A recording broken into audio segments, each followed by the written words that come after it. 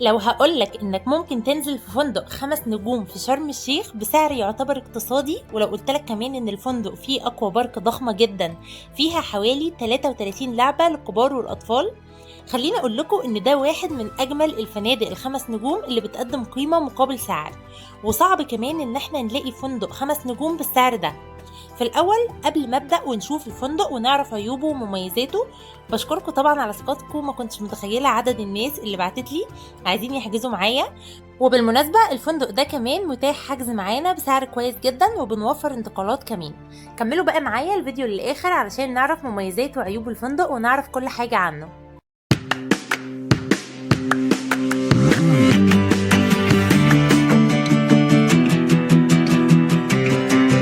صباح الخير أو مساء الخير على حسب التوقيت اللي بتشوفوا الفيديو فيه.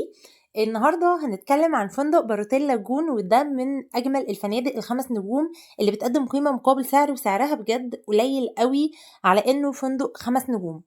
هنتكلم عن كل حاجة عنه، بس زي ما متعودين واللي لسه اول مره يشوفني اعرفكم بنفسي. انا شروق، بقدم محتوى عن السياحه والسفر، برشح فنادق، وكمان بوريكم اهم اماكن الخروج والفسح. فلو مهتمين بالمحتوى ده وبتحبوا السفر، ما تنسوش تعملوا لايك وسبسكرايب وتفعلوا زر الجرس علشان يوصلكم جديدنا اول باول.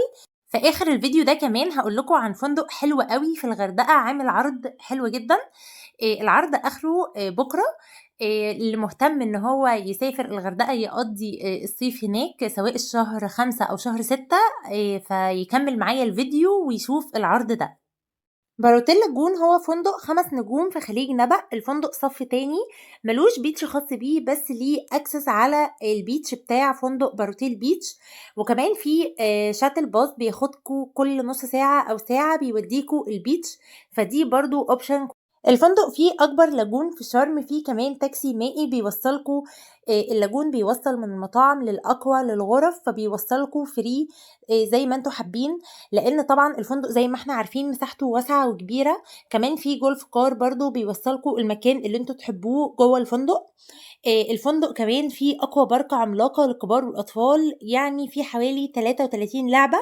فلو معاكوا اطفال هيتبسطوا جدا هناك. حتى لو رايحين هاني مون فالفندق مناسب جدا للهاني مون. لو انتوا مهتمين بالاكوا بارك فهيكون اختيار كويس. لو انتوا مش مهتمين قوي بالاكوا بارك فباروتيل بيتش برضو من الاختيارات الكويسة جدا. لان هو كمان بيتميز ان هو صف اول، فالبيتش متاح معاكم من غير تنقلات. فاللي مش مهتم بالاكوا ومهتم بالبيتش اكتر فباروتيل بيتش هيكون طبعا احسن. كمان الخدمة طبعا هناك اجود، الاكل كمان احسن. بس ده ما يمنعش ان باروتيل لاجون برضو الاكل فيه كويس. بيقدم خدمة ممتازة مقابل السعر. الغرف هناك واسعة وكويسة ونظيفة.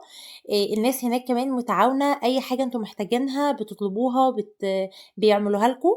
فباروتيل برضو لاجون بيقدم قيمة مقابل سعر حلوة جدا. كمان في حمامات سباحة كتير، في حوالي 7 أو 8 حمامات سباحة. في كمان كيدز كلاب للأطفال، في كيدز اريا. فريق كمان الانيميشن هناك كويس. في طبعا مطعم رئيسي بتاخده من خلاله فطار غدا عشاء. في كمان مطعم عند الاكوا بارك بتاخده من خلاله السناكس، وفي كمان بارات بتاخده من خلالها مشروبات طول اليوم. بالنسبة للغرف فالغرف واسعة ومودرن. في غرف طبعا مطلة على البول، وفي غرف مطلة على اللاجون، وفي غرف مطلة على الجاردن. فانتوا بتختاروا برضو الغرف اللي تحبوها. الغرف مكيفة، فيها شاشة، فيها كاتل ومشروبات. كمان التويلت نظيف جدا ومجهز. في طبعا غرف زي ما انتوا حابين، سنجل دبل تريبل. في غرف عائلية بتكون عبارة عن غرفتين، غرفة ماستر كبيرة وغرفة فيها سريرين. طبعا كل غرفة بيكون ليها تويلت خاص بيها، وفي طبعا ميني بار وكاتل ومشروبات. التويلت كمان مجهز بكل حاجة انتوا محتاجينها، في سشوار، في شامبو، في شاور، في كل حاجة انتوا محتاجينها.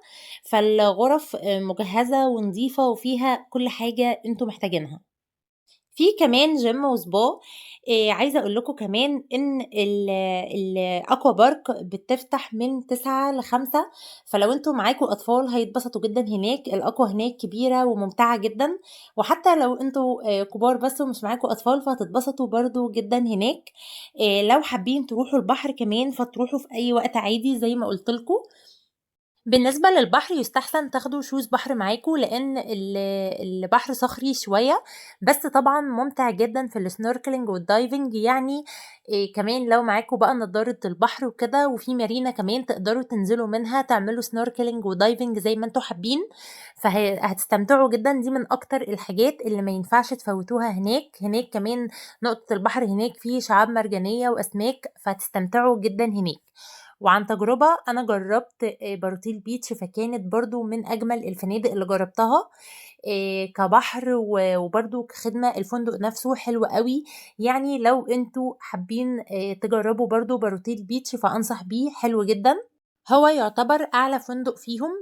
هو باروتيل بيتش بييجي بعده بقى باروتيل لاجون وباروتيل أكوا بارك. فأنا شايفة بالنسبة للخدمات اللي سواء فندق باروتيل لاجون أو باروتيل أكوا بارك، الحاجات اللي بيقدموها كقيمة مقابل سعر أسعارهم حلوة جدًا، ويعني في متناول معظم الناس. بالنسبة كمان للأسعار عِلَت أوي، فأسعارهم حلوة في الفئة بتاعتهم. نيجي بقى لطرق الحجز. طبعًا تقدروا تحجزوا من خلال الفندق direct لو أنتم حابين. في ناس بتحب تحجز من خلال الفندق، في ناس بتحب تحجز من خلال booking، في ناس بتحب تحجز مع شركات سياحة علشان بتكون موفّرة انتقالات ذهاب وعودة. فأنا الوقتي أقدر أقول لكم إن أنا بدأت حجز، تقدروا تحجزوا من خلالي. كمان بنوفّر انتقالات ذهاب وعودة وبأسعار كويسة جدًا. لو حابين تحجزوا متاح لينك الواتساب موجود في معلومات القناة، ابعتوا لي وأنا هارُد عليكم.